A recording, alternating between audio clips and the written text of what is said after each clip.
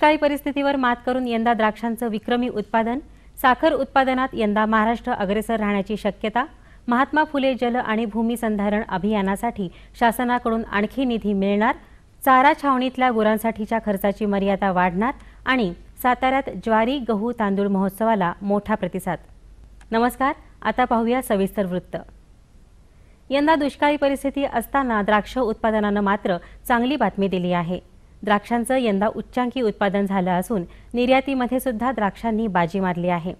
रोगांचा कमी प्रादुर्भाव आणि अनुकूल हवामान यामुळे ही किमया घडली आहे। यंदा राज्यातून 3620 कंटेनर म्हणजेच 47,000 टन द्राक्षांची निर्यात झाली आहे। गेल्या 3 वर्षातली ही सर्वात मोठी निर्यात आहे। 2013च्या हंगामाअखेर निर्यातीचा हा आकडा 52,000 टनांपर्यंत जाण्याची शक्यता आहे। विशेष म्हणजे निर्यातीचा हा आकडा फक्त युरोपीय देशांसाठीचा आहे। इतर देशांमधली निर्यात गृहीत धरली तर तो आणखी वाढण्याची शक्यता आहे। 2010 मध्ये रशियात फक्त 100 कंटेनर द्राक्ष पाठवण्यात आली होती। यावर्षी तिथं 1000 कंटेनर द्राक्षांची निर्यात करण्यात आली आहे। पुणे जिल्ह्यानं निर्यातीत वाटा वाढवायला सुरुवात केली आहे। एकट्या बारामती आणि इंदापूर भागातून यंदा 1000 टन द्राक्षांची आखातात निर्यात झाली आहे। साखर उत्पादकांसाठी यंदाचा हंगाम गोड ठरणार आहे। साखरेच्या उत्पादनात महाराष्ट्र उत्तर प्रदेशला मागे टाकून पहिल्या स्थानावर राहण्याची शक्यता आहे। यंदा महाराष्ट्रात 80 लाख क्विंटल साखर उत्पादनाचा अंदाज आहे। उत्तर प्रदेशात मात्र हे उत्पादन 78 लाख क्विंटल इतकंच राहणार असल्यामुळे महाराष्ट्र देशात अग्रेसर ठरणार आहे। यंदा अंदाजापेक्षा राज्याच्या साखर उत्पादनात 28% वाढ झाली आहे। दुष्काळी परिस्थितीमुळे शेतीला वाजवी पाणी मिळाल्यानं ऊसाच्या हेक्टरी उत्पादनात 2 ते 3 टनांनी वाढ झाली आहे। यंदा ऊसाला भावसुद्धा चांगला मिळाल्यानं शेतकऱ्यांनी ऊसाचं चांगलं उत्पादन घेतलं आहे। राज्यात यंदाच्या हंगामामध्ये 170 कारखान्यांना गाळपाचे परवाने देण्यात आले होते। हंगामात 545 लाख टन ऊस गाळपातून 63 लाख क्विंटल साखरेच्या उत्पादनाचा अंदाज होता। मात्र या आठवड्यापर्यंतच 695 लाख टन ऊसाचं गाळप झालं असून 79 लाख क्विंटल साखरेचं उत्पादन झालं आहे। यंदाच्या प्राथमिक अंदाजापेक्षा 28% साखरेचं उत्पादन वाढलं आहे।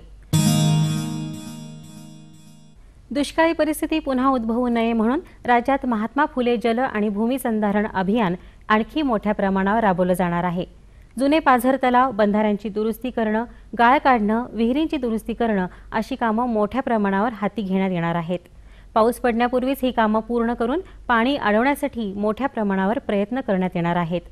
त्यासाठी राज्य शासनानं 100 कोटी रुपये खर्चाची तयारी केली आहे। विशेषतः जुन्या तलावांच्या दुरुस्तीचा कार्यक्रम एक चळवळ म्हणून हाती घेण्यात येणार आहे।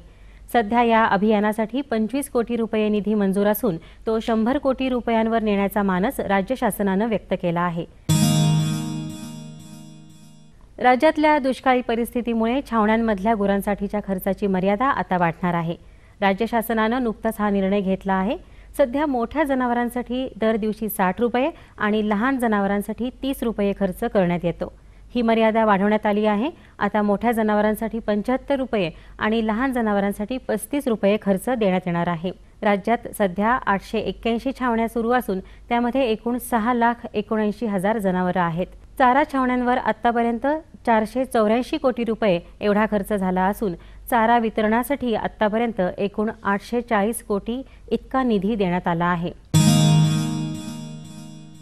अजिंक्यतारा शेतकरी सहकारी संस्था आणि कृषी विभाग यांच्या वतीनं साताऱ्यात नुकताच ज्वारी गहू आणि तांदूळ महोत्सव आयोजित करण्यात आला होता।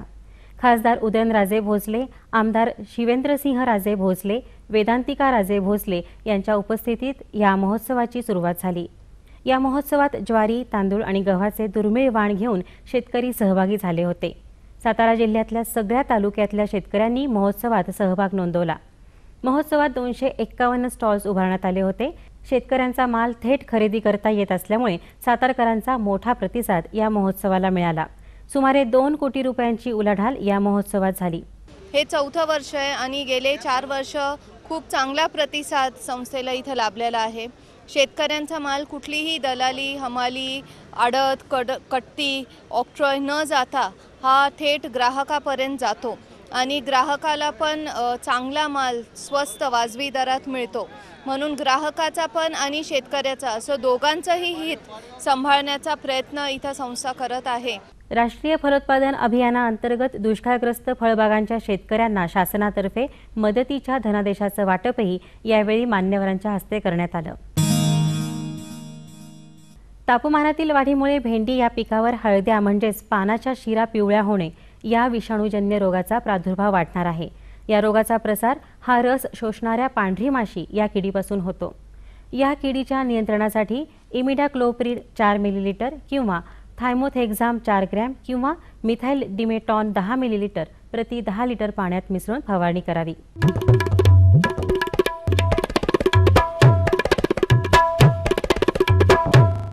आता बघूया सोलापूर कृषी उत्पन्न बाजार समितीचे काही बाजारभाव प्रति क्विंटलचे।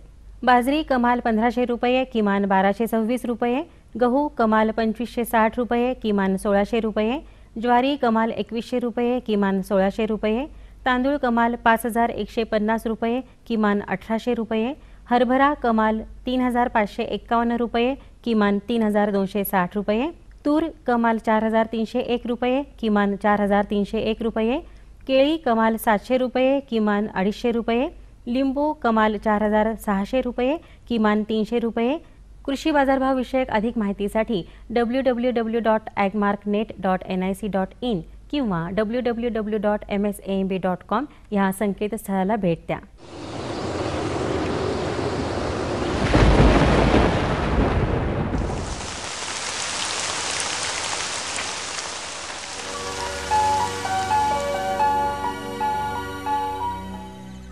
विदर्भात तुरळक ठिकाणी पाऊस पडण्याची शक्यता आहे।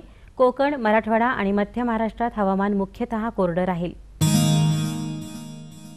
राज्यातील काही प्रमुख शहरांचं तापमान अंश सेल्सिअसमध्ये याप्रमाणे: मुंबई कमाल 34 अंश सेल्सिअस किमान 24 अंश सेल्सिअस, पुणे कमाल 36 अंश सेल्सिअस किमान 23 अंश सेल्सिअस, नागपूर कमाल 34 अंश सेल्सिअस किमान 24 अंश सेल्सिअस, नाशिक कमाल 36 अंश सेल्सिअस किमान 23 अंश सेल्सिअस, औरंगाबाद कमाल 37 अंश सेल्सिअस किमान 23 अंश सेल्सिअस, कोल्हापूर कमाल 36 अंश सेल्सिअस किमान 21 अंश सेल्सिअस, सांगली कमाल 37 अंश सेल्सिअस किमान 26 अंश सेल्सिअस, सातारा कमाल 35 अंश सेल्सिअस किमान 20 अंश सेल्सिअस आणि सोलापूर कमाल 37 अंश सेल्सिअस किमान 27 अंश सेल्सिअस राहण्याची शक्यता आहे।